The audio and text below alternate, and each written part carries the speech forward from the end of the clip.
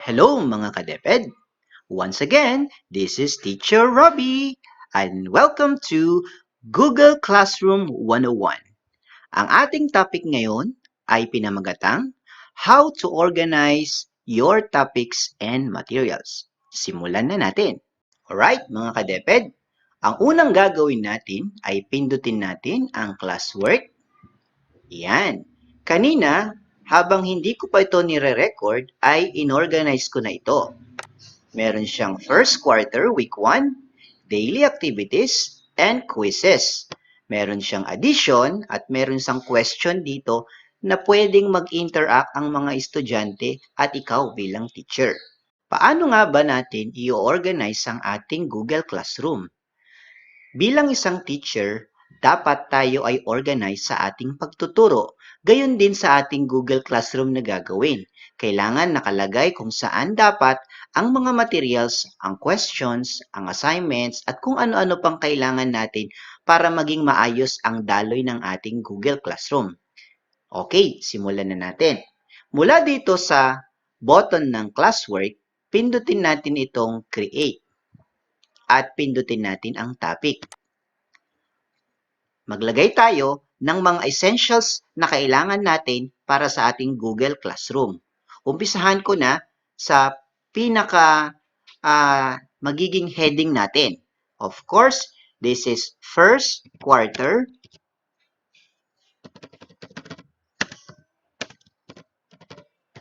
week 1. At pindutin mo lang ang button na add. Ayan, mga kadeped.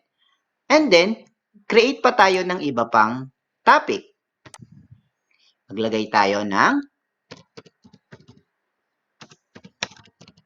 daily activities. Ito yung mga ipapasagot mo at dyan mo ilalagay yung mga materials na kailangan nilang sagutan. Create pa ulit tayo. Maglagay tayo ng quizzes. Ayan. Naituro ko na kung paano gumawa ng quizzes. Ngayon, sa paggawa ng quizzes, dapat hindi sabog-sabog kung saan-saan nakalagay. Ilalagay mo yan dito sa folder na ito. So, parang naka-folder lang. Okay? Gawa ulit tayo ng topic. Ilalagay natin ang assignment. Naituro ko na rin mga kadeped kung paano gumawa ng assignment, di ba? Kailangan may folder din siya ng assignment para naka-organize yun. Ang paggawa ng assignment, sabi ko nga sa inyo, pwedeng assignment number 1, number 2, number 3. Ganon din sa quizzes, quizzes number 1, number 2, number 3. Alam na alam natin yung mga teacher, di ba? Yan, mga kadeped. Tapos na natin yung mga topics natin sa ating Google Classroom. Kung mapapansin nyo, dito sa side na to, yan, gumagalaw yung cursor, may mga shortcut keys. Pag pinindot mo ang quizzes, quizzes lang ang lilitaw. Pag pinindot mo ang daily activities, lahat ng daily activities mo nandyan. Ganon din sa first quarter. Okay, para mas madali nilang ma-access bilang teacher at ikaw na magiging estudyante mo. Ngayon, aayusin natin itong topics natin. Okay, siyempre ang assignment nasa baba. Itong mga topics na to ay gumagalaw. Pwede natin siyang i-drag up and drag down. Ilalagay natin ito sa baba. O, di ba? Ang galing. Ilagay natin yung first quarter week 1 sa taas kasi yun naman talaga ang dapat nasa heading. At syempre, ang kasunod ng lesson, may mga daily activities tayong pinapasagot. Okay, and quizzes and assignment. Ngayon, kung gusto mo pang maglagay dyan, kung mas may maganda ka pang alam na topic, halimbawa mga material siguro o mga helpful videos, pwede kang mag-create lang dito. And then, ikaw na mag-organize. Ito, example lang ang pinapakita ko para magkaroon lang kayo ng idea. O ngayon, gawin naman natin yung iba pang function para matutunan natin sa Google Classroom. Dahil organized na ang ating Google Classroom, may mga topics na tayo, gawa naman tayo ngayon ng lesson. Okay, ano ba yung lesson natin? Halimbawa, dahil ako ay dating grade 4 teacher, i-click natin ang create, gawa tayo ng material. Ayan. At ang ilalagay ko dito ay addition. Yan. Lagay tayo ng description. Okay. For example,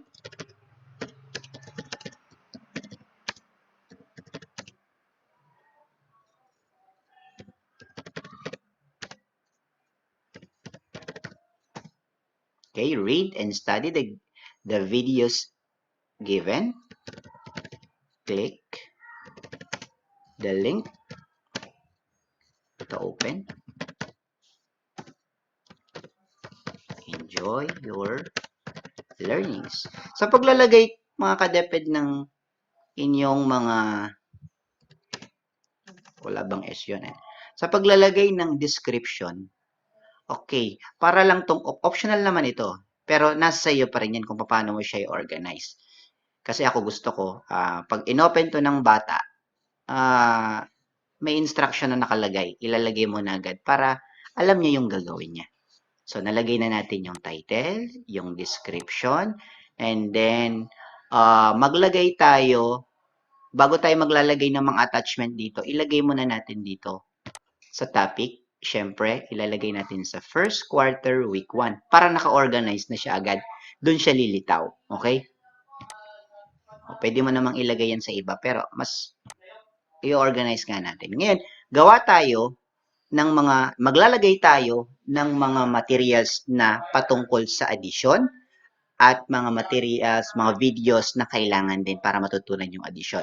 I-click mo ang add. Okay, may ginawa na ako kaninang file. Pag sinabing file, nakasave ito sa computer mo. So, bago pa man gumawa ng Google Classroom, mga materials, magpindot-pindot dito, nakagawa ka na ng activities o mga readings niya. Okay, pipindutin ko lang ang file. Tapos, select files from the device. Kanina na-save ko yun sa documents ko. Ang file name is addition. Ayan. Then, click open. Ayan. And then, click upload.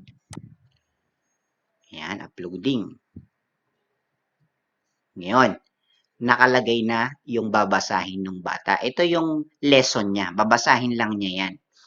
Next, mag-add pa ako ng isa pang material na makakatulong para matutunan niya yung addition. At may nakita ako sa YouTube na pwedeng makatulong. Alam nyo guys, dapat pag naglalagay kayo ng mga YouTube, dapat yung affiliated sa Google Classroom, yung G Suite. Kasi, hindi ko alam, baka makasuhan kayo ng copyright. Ito, walang copyright ito kasi affiliated na sila. Ayan. Siguro sa susunod na video ko, ipapakita ko sa inyo yung mga itinuro sa akin ng aking international friend na nagtuturo sa ibang bansa. Kaya nga po ko ay pagturo din sa inyo dahil syempre tinuruan ako. Gusto ko rin i-share ito sa aking mga kadeped. Ayan. So, meron tayo ditong iba't ibang uri ng addition. Ayan. Syempre, nasa 4th grade lang ako. Umpisahan ko na yung nasa taas na lang. Ngayon, kayo na lang ang maghanap ng mga lesson na akma sa inyong gagawin. Pag nahanap mo na yung gusto mong video, i-click mo ang add. At lilitaw na ito sa material mo. So, meron na siyang reading, meron pa siyang babasahin. Ngayon, ano ang kaibahan ng material sa quizzes, sa assignment? Sa material, wala po siyang due date. So, hindi natin makukuha yung grade. Walang grade dito. Walang grading system. Hindi katulad sa quizzes, may grading system siya. So, makikita mo talaga kung sinagutan niya yung assignment, sinagutan niya yung quizzes. Pero dito sa material, ang disadvantage lang, hindi natin malalaman kung binuksan ba niya itong material o hindi. Pero syempre, nasa mga magulang na yon. Kaya i-guide natin sila. O, di ba? At sabihin natin yung mga magulang na bantayan para yung pinaghirapan nating material, mabuksan naman nila at mapag-aralan nila. Ngayon, pagtapos na natin, okay na sa'yo yung mga material na yan, yung mga readings, pindutin mo itong nasa itaas, post, o kaya schedule. Pag sinabing schedule, sabi ko nga sa another video ko, di ba? Pag schedule, makikita lang 'to ng bata kung ano yung sinet mong date.